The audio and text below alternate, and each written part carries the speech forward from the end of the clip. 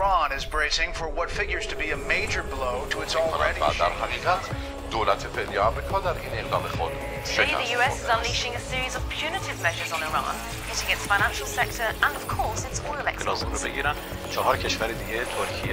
are words of defiance today from Iran's leadership. Hello, I'm Richard Gisbert, and you're at The Listening Post. Here are some of the media stories we're covering this week. The U.S., Iran, and sanctions. Round 2 gets its start on Twitter. Where does the story go from here? President Trump gets into an argument with a CNN correspondent. You are a rude, terrible person. And the White House declares the journalist persona non grata. Israel and Palestinian memories, the archives it keeps under lock and key. And Egypt. President Sisi gets on his bike. Cue the cult of personality on the airwaves. We begin with the sanctions story. Their reimposition by Washington on Iran and the optics and messaging around it. President Trump dropped the word on Twitter with a Game of Thrones-inspired tagline. Sanctions are coming, November 5th. The retaliatory tweet from Tehran was no less confrontational. Back in 2015, when former President Barack Obama signed the multilateral deal designed to monitor and limit Iran's nuclear program, few would have predicted that his successor would not only pull out of the agreement, but reimpose sanctions. Tehran has put on a brave face, trying to convince Iranians it can weather this storm and making its case, moral and political, to a global audience. The Trump administration says it wants to force Iran back to the bargaining table. But given the severity of the sanctions, the list of conditions from the U.S., and the tone of the Trumpian rhetoric, the question becomes, is the White House really looking to create a dialogue or a confrontation? Our starting point this week is Washington, D.C.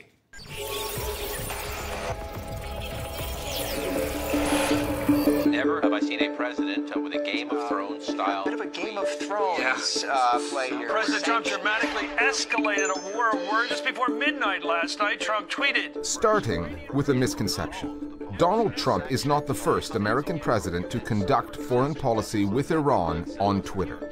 The Obama administration did plenty of that in negotiating the nuclear agreement of 2015, which Trump has dispensed with. What is different now, in tweets that resemble something out of the Game of Thrones television show, a medieval fantasy, is the language used, the tone.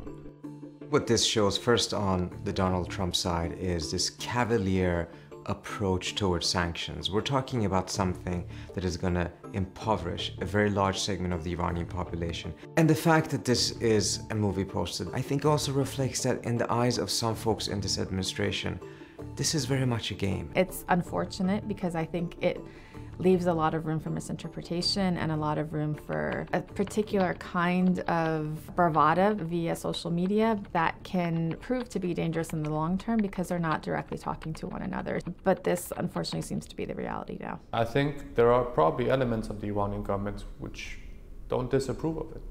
They're more than happy to see the US government destroy its own public diplomacy. They say, great, you guys are self-harming right now. We spent 40 years telling our people, down with the United States, these guys are your enemies. We failed. You guys did the job for us in 6 months. It's incredible. Thank you. We cannot allow the world's... This second round of sanctions against Iran did not come out of nowhere. The Trump administration has been setting the stage, making its case for a while now. Iran's leaders sow chaos, death, and destruction.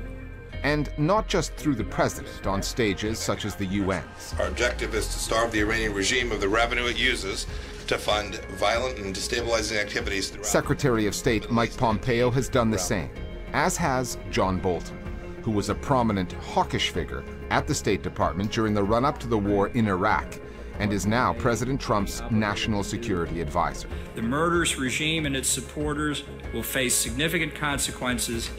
There's nothing diplomatic in what the administration has been saying, deriding the leadership in Tehran, constructing a narrative of Iran as a malign actor, preparing the ground for the withdrawal from the nuclear agreement and the new set of sanctions. Most Americans don't know anything about Iran. They know about the hostage crisis. Maybe they know about death to America and death to Israel, which are slogans that are chanted regularly. And so they are predisposed to believe that Iran is a very bad country. And of course, Iran does abuse human rights. It does support groups that have committed acts of terrorism. It does oppose the existence of the Israeli state as presently constituted. So, you know, there's some justification for this. But I question whether hyping Iran's abuses is going to really get you into a better place. I think it just makes it harder to reach compromises in the future. Iran has held the position of the bad guy in American media and American foreign policy for at least 4 decades. Terrifying twist in the nuclear standoff with Iran. That is something that has persisted with Democratic or Republican administrations at the helm. Now, the Obama administration tried to do something different by pushing this Iran deal, but with Trump pulling out of the Iran deal, I just see us returning to that rhetoric. Which is completely the American mainstream media establishment, I think, is willing to be a little bit more skeptical because of the experiences of the 2003 invasion of Iraq. They're asking for things that are patently impossible to get, so is there some other ulterior motive here? But more than that, the Trump administration has been attacking American media outlets for the past 2 years. Fake. They have to leave that word. And so I think that's also made journalists and media outlets much more willing to be skeptical and to push back on some of its claims.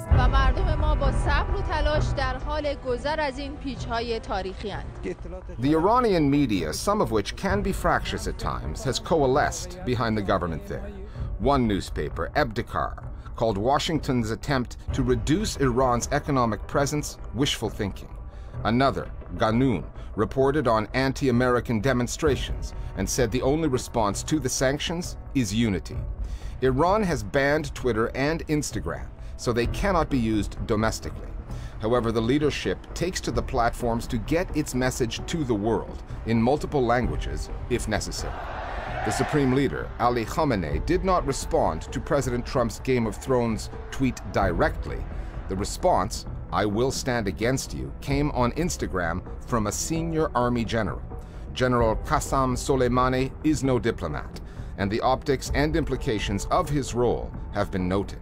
Khamenei himself did his talking in front of students and to the television cameras, and aimed it directly at Trump. و آمریکا از ملت ایران با شکست تحریم یک سیلی دیگر باید بخورد. Iran's messaging has been to say to the world that we're responsible. Even though the other side has abrogated its commitments, we're going to keep our word as long as we get the benefits promised to us by the nuclear deal. And I think that goes down well with the Iranian people. They're saying that, okay, for the first time in a long while, we can tell the world we're not rogues. It's the United States which is the rogue regime here, not us. Supreme Leader Khamenei, he said when he gave permission for the nuclear deal to be negotiated that it was a test. You know, if the United States would abide by its commitments, then maybe we could talk about other things. Well, the United States has not abided by its commitments. It walked out unilaterally. It's a shame, really, because what the U.S. has done is sort of fed not only Iranian paranoia, but Iranian propaganda. We must be beginning to define what it is that we demand from Iran. Some of the 12 conditions the Trump administration has attached to the lifting of sanctions, such as Iran ending its ballistic missile program, and not just missiles built to carry nuclear payloads, are clearly deal breakers. They are hardly the basis for productive negotiations. Washington says its goal is not regime change or to hurt ordinary Iranians. It just wants the regime to change its behavior. But the administration's talking points, its stated attempts to get Iran back to the negotiating table after abandoning a nuclear deal reached at that same table, simply don't add up. There are numerous falsehoods that the Trump administration is presenting in their narrative. One is that this will not hurt the Iranian population. That is as ridiculous and as preposterous a statement as it can come. Sanctions, particularly such broad-based sanctions, always hurt the population first. That's one. To alter the Iranian regime's behavior, that's our expectation. It's the reason for President Trump's policy. Secondly, the Trump administration is saying they're doing this to change Iran's behavior and bring it back to the negotiating table. Reality is the Iranians are at the negotiating table. The only party that is not at the negotiating table is the Trump administration. They don't want the nuclear deal. when any administration put forward 12 demands, as varied as what the US has put on the table, you really have none. You're not interested in any dialogue. And they're telling them, or telling the world, they have to comply. We've seen the outcome of this kind of rhetoric in the past in the lead up to the 2003 invasion of Iraq. The perpetuation, the kind of demonization of adversaries of the United States is very problematic. I think media should hold itself to higher standards and be more accountable to itself. We'll continue to work with allies to counter the Iran's destabilizing activities.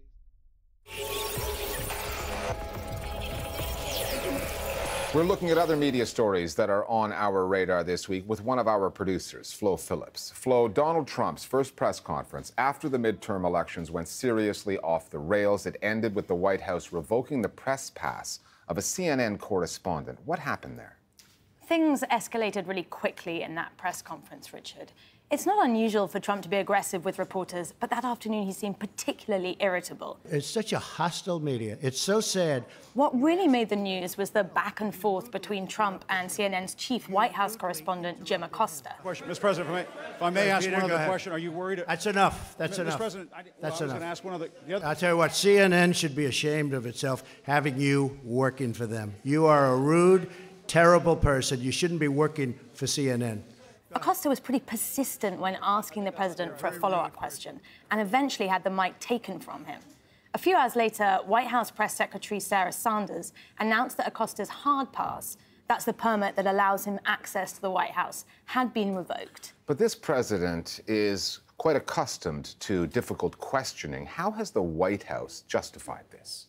So that, too, is problematic. Sanders said the decision was in response to Acosta, quote, placing his hands on a young woman just trying to do her job as a White House intern. Now, Sanders included a video in her tweet showing the moment that Acosta's mic was being taken from him. The footage is zoomed in and looped a few times.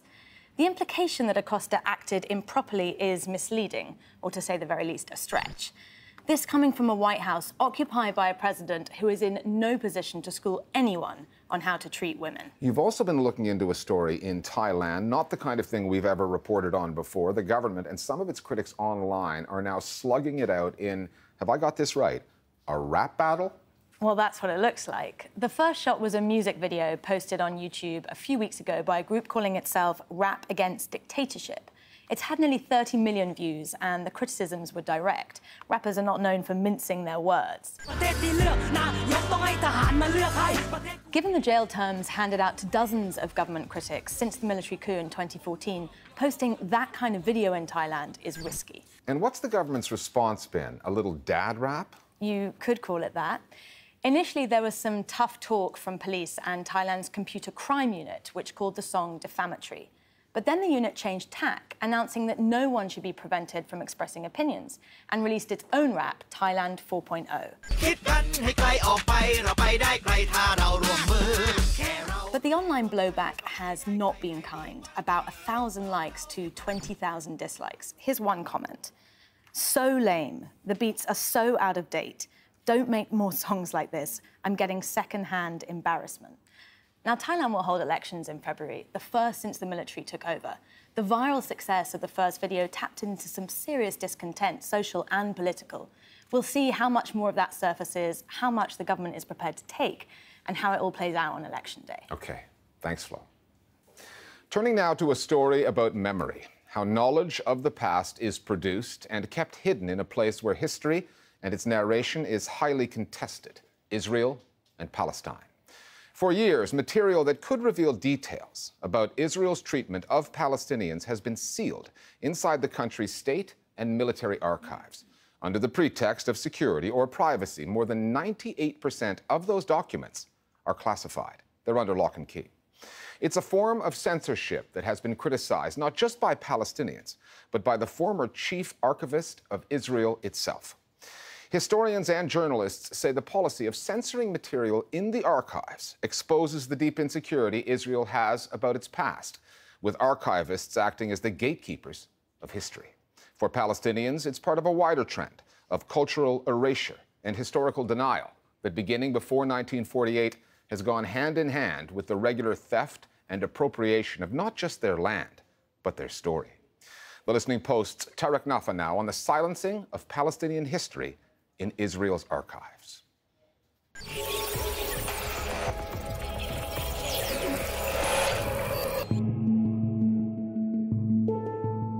For Palestinians, displaced, dispersed, occupied, narrating the past is a constant struggle, which is by design, because sealed in Israel's archives and libraries are hidden Palestinian stories, entire chapters of history that were looted from Palestinian institutions and homes.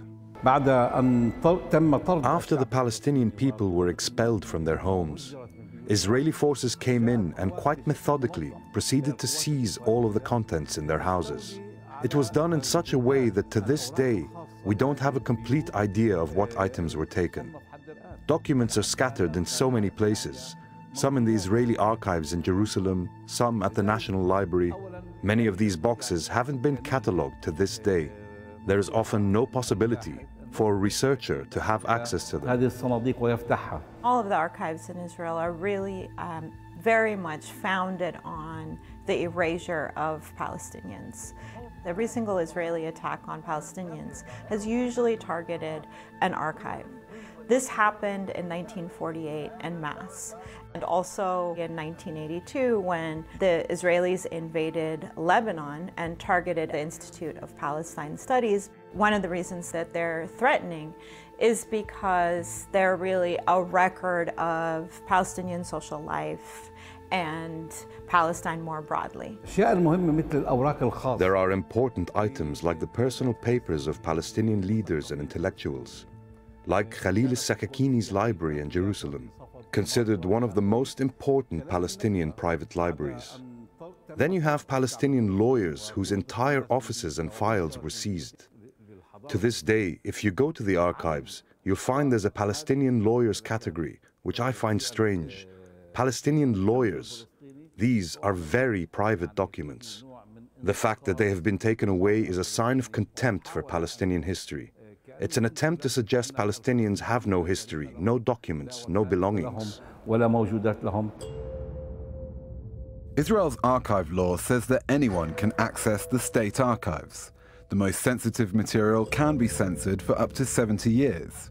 But in practice, the state can and has restricted indefinitely anything it decides is damaging to its national security.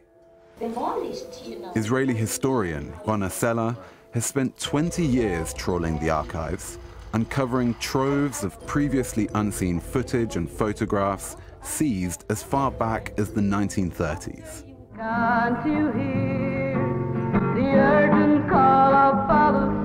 In 2017, she made a film about lost Palestinian histories called Looted and Hidden. Over the years, Sela has found historical material that has been sealed for decades. In Israel's military archives, she discovered films from the era of Palestinian revolutionary cinema and photos shot by one of the founders of Palestinian photojournalism, Khalil Rassas. Sela also uncovered aerial photos taken by the Jewish militia, the Haganah, of Palestinian villages before they were destroyed and repopulated in 1948. The Haganah decided to photograph all the Palestinian villages from the air. This material would later be used for the conquest and rule of these places and their people. However, when we look at the photos with the historic perspective we have today, their meaning can flip, so to speak, and they can reveal the history of those who were conquered. Someone once asked me if I wasn't concerned that these materials might be closed off after I'd asked them to be opened. And indeed, the material has been reclassified. When I went back to the archive a few years later, I was told the photos do not exist. It's not just that material is censored, hidden from the outside world. Once inside the archive, its origin is erased, reinterpreted to fit a different narrative. When I started working with material from the archive, I saw photos with comments and notes written on them by the censors and archivists. For example, Palestinians are described as terrorists, as gangs. Seeing all of that taught me about how the materials go through a process of rewriting to aid or benefit the Zionist narrative. So the colonial apparatus that starts with the plunder and looting continues with colonial control and management.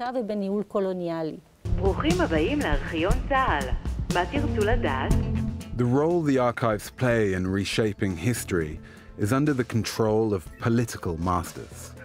Israel's military archive is managed by the Defense Ministry, its state archive by the Prime Minister's office. Before stepping down this year, Israel's most senior archivist, Yaakov Lozvik, criticized not only that lack of independence, but also the state's tendency to censor material under the guise of security. Lozvik declined to be interviewed for this piece, but in a revealing report summing up his term as chief archivist, he wrote, "The vast majority of material is sealed and will never be opened."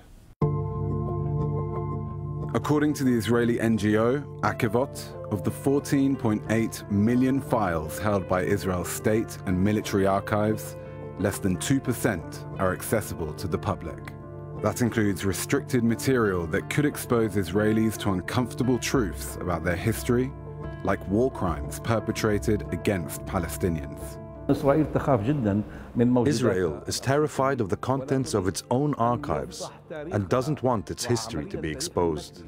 Take one of the most important examples of censored material, the Kafr Qasim massacre in 1956.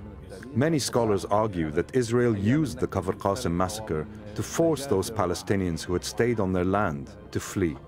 I believe there were direct orders from the government for the massacre to take place.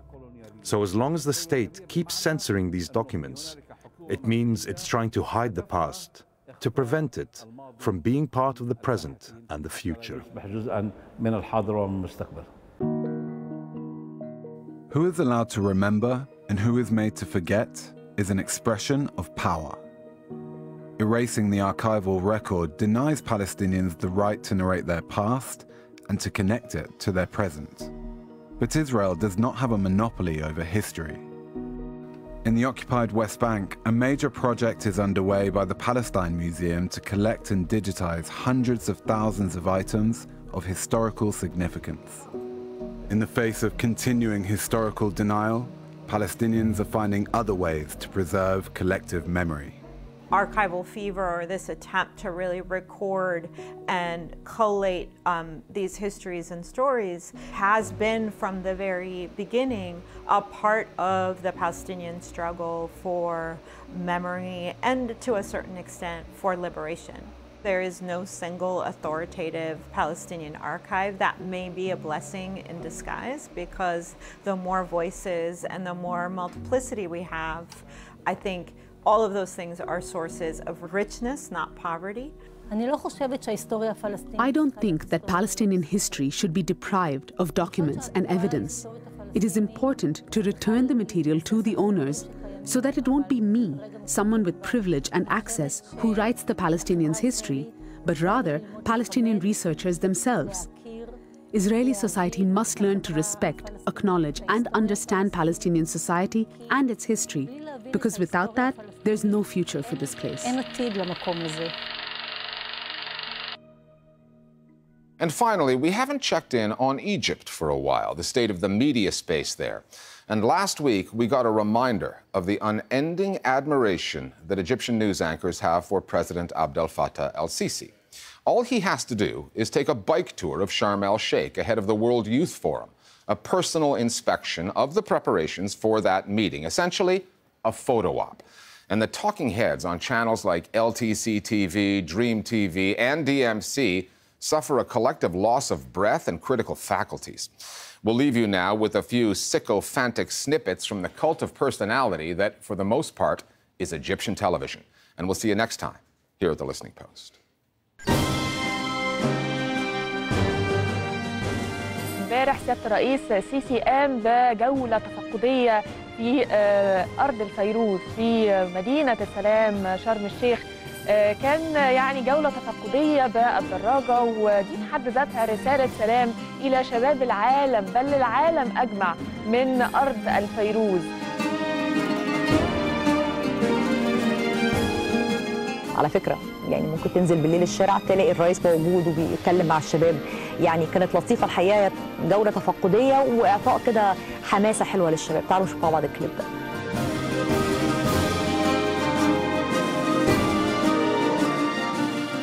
بخاريه نمسك الخشب، والله عايز امسك الخشب. عندنا رئيس يعني صحته احسن مننا، بسم الله ما شاء الله، بنحسدك يا ريس.